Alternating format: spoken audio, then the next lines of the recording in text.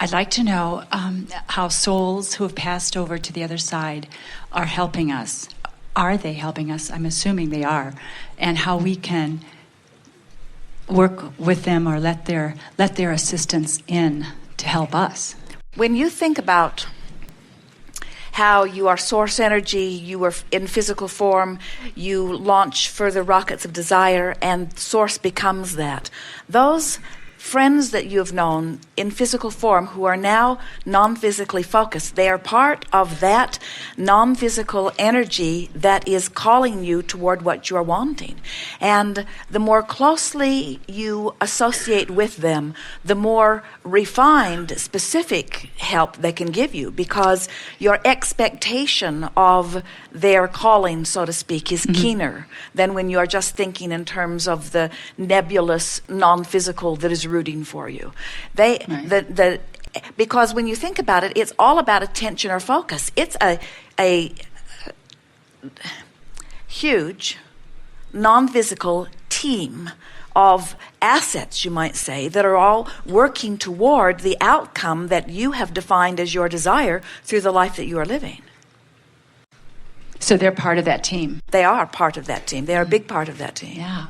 And often, that's why often you'll hear in your mind's ear, you'll hear them encouraging you in a specific way in which you know it is them.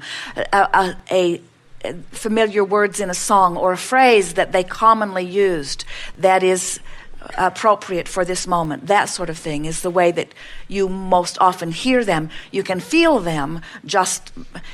Have you ever had that feeling that someone that you knew and loved was there with you, and you even are able to identify who it is? There is nothing that is dead about non-physical at all.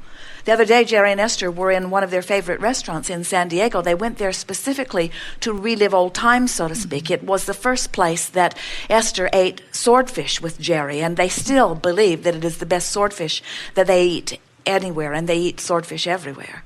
And so they went back, and as they walked into the restaurant, there was a picture of a man, a very comfortable-looking man, sitting in a wooden boat, all casual and relaxed. He had a drink in his hand and a big smile on his face.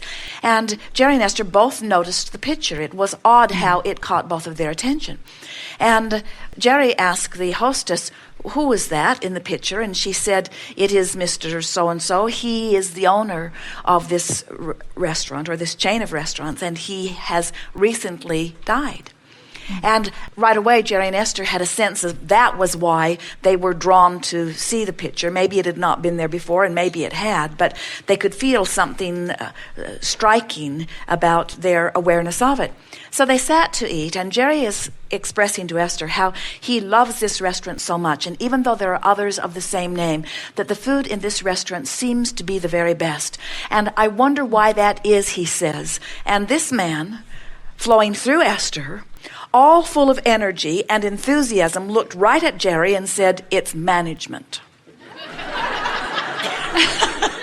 And Esther said, "Whoa." It was an exhilarating, what a jovial, good-feeling man. And then he said to Jerry said, "Well, where did you find your managers?" And he said, "They were personal friends in the beginning." Wow. And then he went on to explain. Jerry said, "Why is the food so much better here than at any of your other restaurants?" And he said, "Because this is where I came every day, and I made sure that they were on it here. I lived nearby." And Jerry asked a few other questions, and Esther laughed more with him flowing through her than she does in a normal 5 or 10 minute conversation.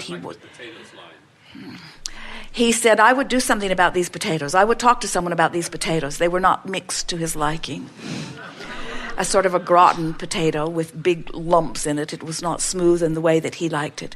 And so Esther said, I don't know why we even think in terms of non-physical as being separate from us, because it is so not separate. And Jerry and Esther sitting there in love with life, in adoration and appreciation of this restaurant.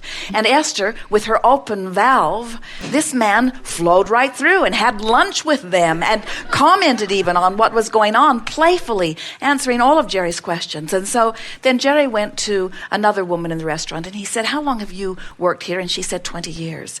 And Jerry said, did you know the owner? And she said, oh, yes, I knew him very well. And Jerry said, did he eat here? And she said, every day. He kept us on our toes. Wow. He lived nearby. And so we think it is time for all of you to accept that there is no necessary separation between what is physical and non-physical. And the separation, if it exists ever at all, is because the human part of you is not up to speed with the non-physical part of you. When you are tuned in, tapped in, turned on, you have access to that infinite intelligence. And we promise you, all of your beloved are there. And can we do anything that would enable them to reach us in an easier fashion? Well, we just told you. Yeah, be tuned in, be in vibrational alignment with who you are. When you're closing that gap, get the sense of this. When you're deliberately closing that gap between who you are letting yourself be in this moment and who you really are, as you close that gap, guess who you're in alignment with? In other words, they're right there. And if there's something about them that's significant to you, you have access to it. Thank you. You can paint with the most powerful of the painters. You can write music with the most powerful musicians. You can sing with the most achieved singers. In other words, you have access to all that they know. And they are leading edge knowers, having been through this cycle of life that we are describing, you see. Yeah. So, which is it, Abraham? Are we on the leading edge or are they on the leading edge? And we say, you're on the leading edge because you're giving birth to the newest desire. And your wanting is what is calling it all forward. But they are much better at allowing, and that's what we're trying to teach you to do. So you say, oh, so you're trying to teach us to behave like the dead ones. And we say, exactly. Yeah. Since there is no death. Isn't like bringing heaven on earth? It is exactly that. That gate swings both ways.